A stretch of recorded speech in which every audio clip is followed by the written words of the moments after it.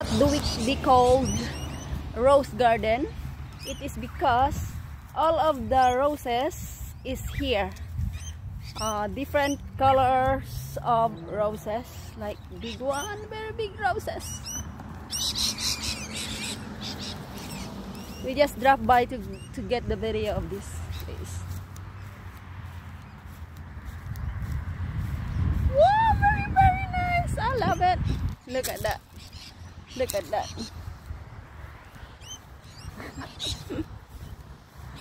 Hello everyone. Hello. Andito na naman ako. Ipapakita ko lang sa inyo ang roses na napakagandang roses dito, guys. Ang ganda-ganda nila, guys. This is all roses. Different, iba't ibang kulay ng rosas.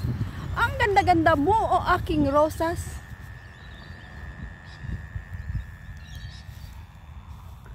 I just dropped by just to take the video of these roses. May pa pink. Ayan, ang ganda. Sige, ikutin natin tong buong lawn nila, guys. Kasi ano ito, rose garden. So gusto ko lang ipakita sa inyo ang rose garden dito sa Maryborough, Queensland, Australia. So this is it. Ang ganda, grabe, sobrang ganda. Sobrang ganda nila, guys. I love it so much.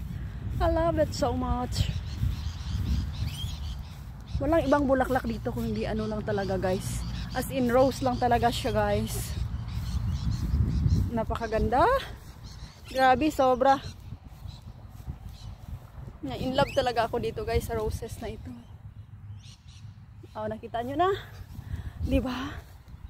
Tapos may ibang kulay, iba't ibang kulay talaga siya, guys. Look at that. Ganda niya. Sin. parang buang lang ako dito, guys, ba? Ala, white. White roses.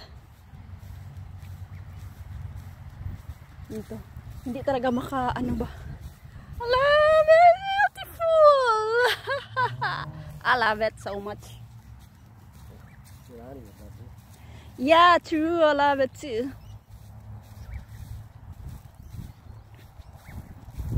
Ayan na siya, guys. So, napagod na ako, guys. So, ayun. Tama na yan, guys. Thank you for watching. Bye-bye.